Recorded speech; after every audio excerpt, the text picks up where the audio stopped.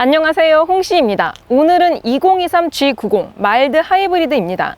이번 G90은 첫 번째 연식 변경으로 옵션 조정이 살짝 있었는데요. 키포인트는 리무진에 적용되던 48V 일렉트릭 슈퍼차저가 일반 모델까지 확대됐다는 점입니다. 그래서 오늘은 2023 G90의 달라진 점과 성능감을 분석해 보겠습니다. 먼저 48V 일렉트릭 슈퍼차저부터 간단히 설명드리겠습니다. 이게 기존에는 G90 리무진, 롱 휠베이스 모델에만 적용이 되었었는데요. 쉽게 말해서 48V의 소형 전기 모터로 출력을 증강시키는 시스템입니다. 그리고 여기에 슈퍼차저 방식을 결합해서 엔진이 저 RPM일 때 모터로 압축 공기를 공급, 최대 토크 시점을 앞당길 수 있다는데요. 이렇게 되면 저속부터 가속 응답성이 높아진다고 합니다. 근데 이게 자그마치 600만 원이라는 거, 뭔가 설명만 들으면 넣어야 될 것 같은데 좀 비싼 감이 없지 않아 있습니다. 아무튼 일렉트릭 슈퍼차저는 이따가 시승기 때 자세히 보여드릴게요. 다음으로 2023 신규 옵션 내역을 정리해보면 기존 드라이빙 어시스턴트 패키지에 들어가 있었던 서라운드 뷰와 흐측방 모니터, 원격 스마트 주차 보조와 주차 충돌 방지 보조, 증강현실 내비게이션과 앞좌석 프리 액티브 시트 벨트 등이 기본화가 되었습니다. 여기에 21인치 휠의 디자인도 추가가 되었고요. 캘리퍼 컬러도 실버에서 브론즈로 바뀌었습니다. 그리고 엔진 진동을 실시간으로 측정해서 소리로 변환해주는 ESEB 엔진 사운드도 도입이 됐는데요. 요거는 이따가 정숙도로 측정하면서 들려드리겠습니다. 아무튼 기본 구성품 확대로 만족도는 높아진 것 같습니다. 실내 디자인을 보면 연식 변경답게 변화는 없는데요. 지금 보시는 차량은 시그니처 디자인 셀렉션에 옵시디언 블랙 앤 보르도 브라운 투톤, 그리고 도어 트림에는 포지드 카본 메탈 G 매트릭스 패턴이 들어간 차량입니다. 확실히 고급감이 극강이긴 해요. 스티어링 휠 디자인도 인테리어랑 매칭이 잘 되는 것 같고요. 특히 도어는 링컨 컨티넨탈에 적용이 되었던 전자식 개폐 방식입니다. 도어 쪽에 버튼을 누르면 문이 열려요.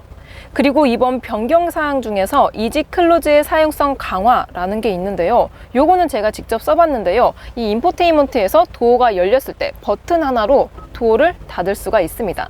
확실히 전보다 좀 더 편리해진 것 같아요.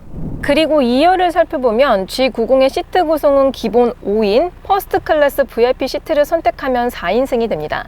뒷자리 센터가 막혀 있으면 4인승, 지금처럼 이렇게 뚫려 있으면 5인승이에요. 그리고 암레스트를 보시면은 8인치 디스플레이에서 편의 기능들을 조작할 수 있는데요. 주요 기능으로는 독립 제어 공조 시스템, 시트 각도 조절, 통풍과 열선, 마사지 시트 등이 있습니다. 특히 마사지 기능은 정말 좋더라고요. 그리고 도어 쪽을 보시면 동일한 기능의 조작 버튼들이 있는데요. 이건 주 고객층의 연령대를 반영한 조치인 것 같습니다. 전방에 10.2인치 후속 모니터에서는 골프, 부동산, 내비 같은 정보도 검색할 수 있는데요. 미러링이나 유튜브는 안 됩니다. 회장님들은 유튜브를 안 보시는 것 같아요. 그리고 레스트 버튼, 이거를 누르면은 이렇게 조수석 시트가 앞쪽으로 당겨지면서 또 이제 이렇게 누울 수 있게 편안한 각도로 한번 이렇게 조정이 됩니다. 그리고 다리 받침대도 다시 한번 누르게 되면 올라가는데요. 앞쪽의 시트가 굉장히 많이 올라가는 걸 볼 수가 있습니다. 그리고 조금 더 잘 보여드리기 위해서 제가 암레스트를 이렇게 올려놓겠습니다. 전개되는 시간은 살짝 긴 편이긴 하지만 그래도 편안하게 쉴 수 있기 때문에 좋은 것 같습니다. 여기 앞쪽에 보시면은 다리 받침대가 올라오는 걸 보실 수 있어요. 이렇게 바로 올려놓고 특히 장거리를 갔을 때 이렇게 간다면은 정말 퍼스트 클래스를 탄 것처럼 편안하게 갈 수 있지 않을까 싶습니다. 정말 편안하네요. 자, 그래서 얼마나 올랐냐? 일단 2022 G90의 시작가는 9,100만원, 2023은 9,550만원으로 450만원이 인상되었습니다. 상위 모델인 롱 휠베이스도 200만원이 올라서 1억 6,900만원이 되었는데요. 인상 요인을 분석해보면 드라이빙 어시스턴트 패키지의 기본화가 주된 원인으로 해석됩니다. 근데 이게 옵션가가 250만원이었으니까 나머지 200만원은 뭐지? 싶습니다. 특히 롱 휠베이스에서는 이미 모든 옵션이 기본화가 되어 있었기 때문에 더더욱 납득하기 어려워지는데요. 그리고 이번에 탑재될 줄 알았던 레벨 3 자율주행인 HDP가 빠졌다는 것과 48V 일렉트릭 슈퍼차저도 고가의 선택 옵션인 점, 또한 신규 추가된 21인치 휠은 슈퍼차저를 넣어야지만 선택할 수 있고요. 이마저도 120만원이라는 점, 마지막으로 ESEB 엔진 사운드도 23개의 뱅앤올룹슨 오디오를 추가해야지만 적용된다는 점을 감안한다면 이번 연식 변경은 왠지 단순 가격 인상용이 아니었나 싶습니다. 아무튼 G90의 인기 조합을 살펴보면 3.5 터보 5인승의 AWD 멀티첨버 에어 서스펜션과 하이테크 패키지가 선택된 1억 450만 원에 가장 많이 팔리고 있습니다. 선택 옵션의 개수가 적은 이유는 아마도 고속도로 주행보조 2나 전동 트렁크, 도어 커튼 같이 기본 사양이 많기 때문인 것 같습니다. 다만 뒷좌석 컴포트 패키지 같은 걸로 2열 옵션을 좀 추가하다 보면 금세 1억 중반이 되기 때문에 S클래스나 7시리즈 같은 수입 경쟁차가 가시권에 들어옵니다. 따라서 2열은 기본으로 가되 오너 드리븐 타입으로 1억 초반에 사시는 게 가장 합리적으로 보입니다. 자, 그럼 G90의 인기 조합을 기준으로 경쟁차 가격을 비교해 보겠습니다. 일단 G90 1억 기준으로 경쟁차들은 최소 3,700만 원에서 최대 8,200만 원 차이, 즉 소나타나 G80 한 대 정도 차이가 나는데요. 여기서 경쟁차들은 인기 구성이 아닌 6기통 시작 가격인 점 참고해 주시고요. 옵션 구성을 살펴보면 G90은 전반적으로 고속도로 주행 보조와 지능형 속도 제한 보조 등이 우위이지만 S클래스는 3D 계기판이나 증강현실 HUD, 7시리즈는 2열 시어터 스크린, A8은 OLED 리어 램프가 우위이고요. 그나마 가격 차이가 가장 적은 LS의 경우 순수 하이브리드라는 점이 우위입니다. 시승을 나가기 전에 하나만 더 G90과 경쟁차의 재원을 비교해 보겠습니다. 먼저 G90은 전장이 5.3m에 육박하는데요. 경쟁차인 S클래스의 경우 판매량이 많은 롱바디 기준으로 보면 G90 대비 전장, 전고, 휠베이스는 더 크지만 전폭은 약간 작습니다. 7시리즈도 신형 기준으로 G90보다 크고요. A8은 휠베이스에서 조금 밀립니다. 마지막으로 LS는 G90보다 조금 더 작습니다. 다음으로 파워트레인 면에선 6기통 기준으로 G90은 S클래스, A8 대비 스펙이 좀 더 좋습니다. 7시리즈 대비로는 1 차이니까 거의 동일하다고 볼 수 있을 것 같아요. 그리고 LS는 422마력의 61.2 토크로 동급 중에서 가장 좋은 스펙을 가지고 있지만 연비는 가장 낮습니다. 여기에 G90 48V 일렉트릭 슈퍼차저를 추가해보면 7시리즈를 제치고 LS 다음으로 성능이 좋아지게 됩니다. 따라서 전체적으로 G90은 경쟁차 대비 준수한 성능이지만 성능과 연비의 균형은 7시리즈가 조금 더 좋다고 느껴집니다. 다음으로 유지비를 비교해보면 G90은 월간 유류비 30만원, 세금 포함 1년에 430만원이 듭니다. 48V 일렉트릭 슈퍼차저의 연비가 0.2km 높은데요. 이는 연간 77,000원 정도의 차이가 납니다. 경쟁차 대비론 A8과 LS보단 조금 덜 드는 수준이고요. S클래스와 7시리즈 대비론 조금 더 드는 수준입니다. 참고로 7시리즈의 연비는 동급 중에서 유일하게 리터당 10km대가 나옵니다. 즉, 연비 개선이 G90의 숙제라고 생각이 드는데요. 자, 그럼 시승을 나가볼게요. 고! 짠! 2023 G90을 타고 주행 중입니다. 이번 G90에서는 ES-EV 엔진 사운드가 현대차 최초로 적용이 됐다고 합니다. 이게 엔진에서 연료가 연소되면서 나오는 물리적인 진동을 측정해서 사운드에 반영해준다 라는 건데요. 기존 액티브 엔진 사운드, 요거는 주행 속도나 아니면 토크 등의 수치 자료만 반영이 됐었다고 합니다. 그래서 그런지 요걸 틀어놓으면 이질감이 묘하게 있었는데요.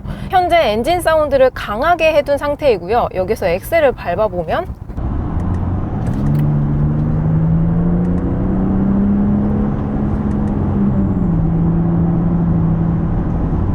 오, 정말 자연스럽습니다. 어떻게 느껴지시나요? 기존의 액티브 사운드 같은 경우는 뭔가 스피커로 나오는 효과음 같이 느껴졌습니다. 근데 ES-EV는 일반적인 엔진이 돌아가는 소리, 그냥 그 자체입니다. 다시 한번 밟아볼게요.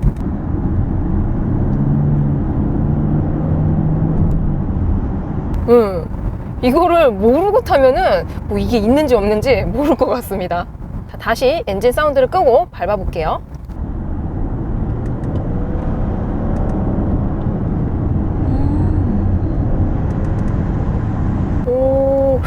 거의 차이가 없는 것 같은데요? 그래도 감속 마력은 살짝 올라갑니다. 시속 80km 기준으로 데시벨 측정을 해보면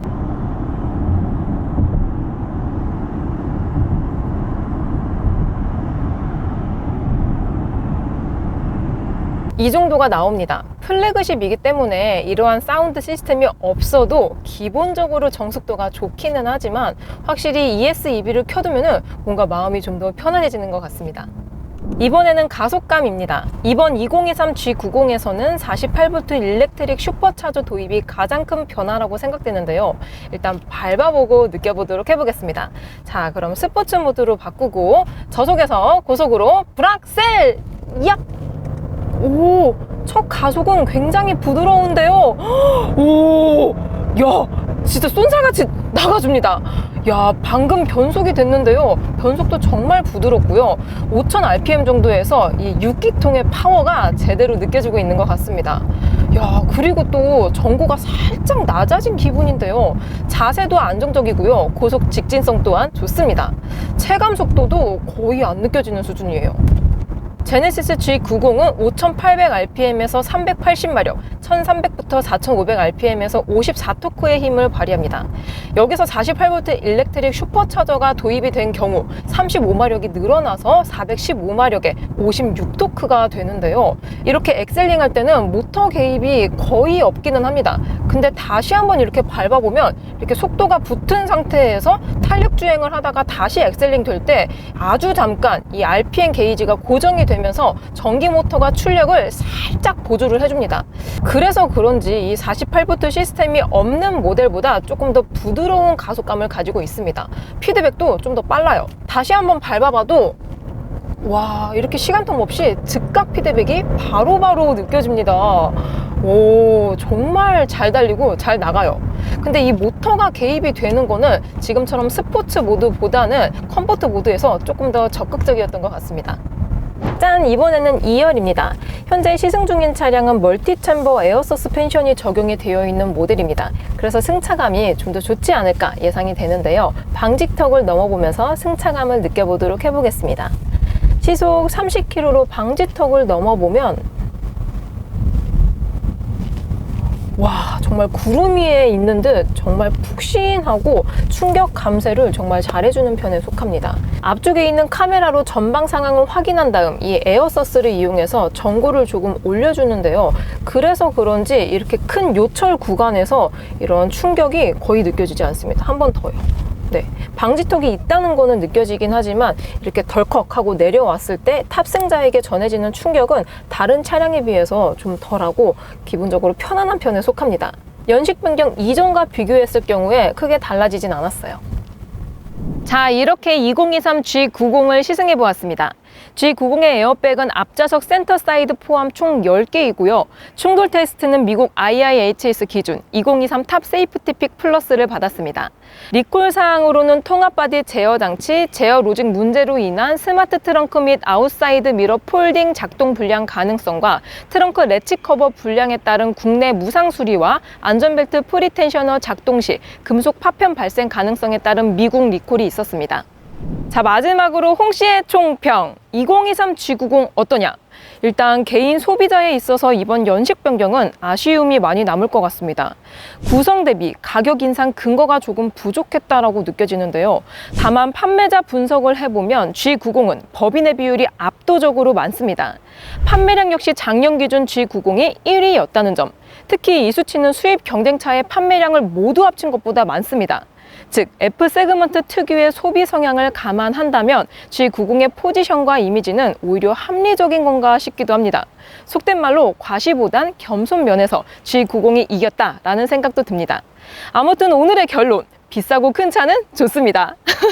저는 그럼 다음 영상으로 찾아뵐게요. 오늘도 저의 영상이 재밌고 도움이 많이 되셨다면 좋아요와 구독 그리고 알림 설정까지. 다음 시간에 또 뵐게요. 안녕. 빵!